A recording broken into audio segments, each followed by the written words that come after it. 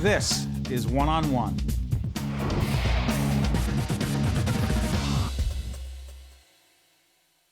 That's right, 60 years on the stage. Paquito D'Rivera, musician, composer, author, bandleader, 11 Grammys. Now, I just said he's the only artist to win both classical and jazz in those categories, and you said no, the other guy was? Wynton. Wynton did it before. Wynton Marsalis. Wynton Marsalis, yeah. That guy, huh? That guy. How you doing? Very good. You know, traveling all the time. My life is a jet lag, but I am happy that I do what I like to do, play music and writing and meeting people like you. Yeah. So it's fun. You met us about 10, 12 years ago when we did One on One at another network before we came to public television, and we loved you then, and we're great now. My colleague over at WNET, Rafael P. Roman. Rafael P. Roman, he owes me money. Where's him? He does, right? Me too. We have that in common. He's bad that way. Tell folks where you grew up. I grew up in very close to the Tropicana Cabaret, like 10 blocks from Tropicana Cabaret. My father was a classical saxophone player. Where? In Cuba. Right. And a neighborhood called Marianao. And I grew up in that cabaret, you know, surrounded by dancers and journalists and photographers and musicians. When did you know music would be your life? A big part of your life? I think from the very beginning, because my father retired from the army. He never liked to be in the army. So he retired from the army and practiced his saxophone 26 hours a day. 26? 26, sometimes 27. So they say that there is some picture of me playing a plastic saxophone next to him when I was like 2 or 3 years old. So I guess I got no choice. The first time you got paid to do this, do you remember? Well, actually, my father got paid. Other than your father, the first time? But the first time that I played in public was when I was 6 years old, 1954. That means that next year, I am going to count 60 years on the stage. Years. 60? 60 years on the stage. And some people ask me, are you going to retire? And I had the same answer that Celia Cruz had. Said, retiring from what? Yeah. From having fun? Yeah, talk about that. Why would you retire? Yeah, retire to what? Anyway, in the case of Celia Cruz, he retired to sing in the shower.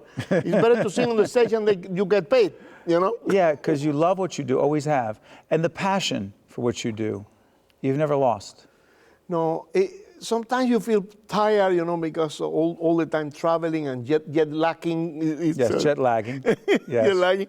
But the nightmare stops when you go to the stage. You know, the nightmare of the traveling and all those that struggling and all that in hotels that they don't have your room ready and the flying that are delayed. All that nightmare stops when the music starts. Because? Because the music is the best cure for anything, to forget everything. You know, music is I will be always thankful to my father for giving me this wonderful profession. He gave it to you? Yes. Since I was very small, he asked me, you want to be a musician? Okay, I will teach you how to play the instrument, but you have to do it right. And he taught me how to play the saxophone, and I am still trying to learn. And then he gave me a clarinet, and I am having a beautiful life of what I'm doing. He introduced me to the beautiful world of literature also. So the writing. It's interesting. You've written a couple books, no? 3 books. Yeah. The first one is called My Sax Life. Your sax life. My sax life. I am a sax maniac. You are a sax maniac, aren't you? And by the way, while you're talking about this, multiple books, but I want you to talk to me about some of the people you met along the way, Paquito. Dizzy Gillespie. Oh, Dizzy was a permanent force, an inspiration in my career since I was, 12, 13 years old, listening to his playing and his jokes and his wonderful personality. And he was one of the most helpful people in building my career in this country when I arrived here in 1980. Wait a minute. You listened to him as a 12-year-old. Oh, yeah. And then you meet him as a... I meet him in the most crazy way in the world. There was a boat, a big ship called the Daphne, who stopped in Havana and nobody knew anything. So somebody picked him up in the pier and took him to my house. Why? Because my house was a kind of a center of jazz in Havana. In those Really? days. Yeah. So I was not there.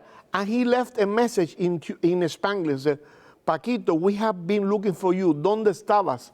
Dizzy Gillespie. And I thought that was a joke. Right. Then I went in the corner, they have a grocery store. And then the guy said, did you see the note? I thought it was a joke. I said, a note? What note?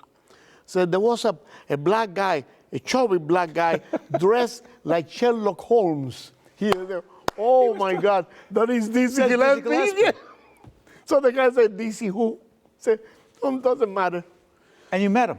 Finally, I met him because they organized like a jam session with the American and Cuban musicians in a former Hilton hotel. Wow. And that was the beginning of the end. That was the beginning of a wonderful friendship. Wow.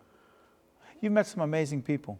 Oh, so many wonderful. I have the opportunity to meet every day that happened to me. Every day.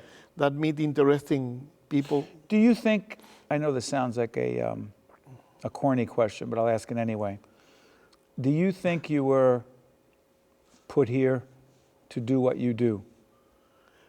I think so. I remember You couldn't have been an insurance salesman? well, if it gave me some extra bucks there, I would do it. If you had to pay the bills, you do what you do. Yeah. But I love doing this. And I remember a phrase that the great Benny Goodman said when he received a Grammy Award. And he said, it's incredible that they are giving me an award for doing what I love to do the most, playing the clarinet.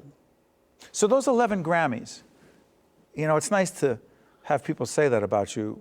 Is that a big deal to you? Yes and no. Always I am thankful, you know, when I receive an award, because that means that somebody is paying attention to what you do. But I don't work for awards. My best awards are the opportunity to play with people like Celia Cruz and Yo-Yo Ma and Cachao and Bebo Valdez and Dizzy Gillespie. Those are my real awards.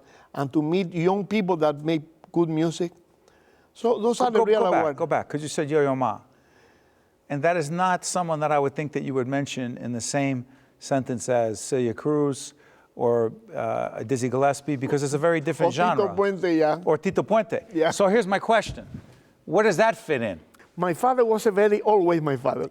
My father was a very Ellingtonian person, in the sense that the great Duke Ellington said there is only two kinds of music, good music and the other stuff. So at home, the old man used to play back to back.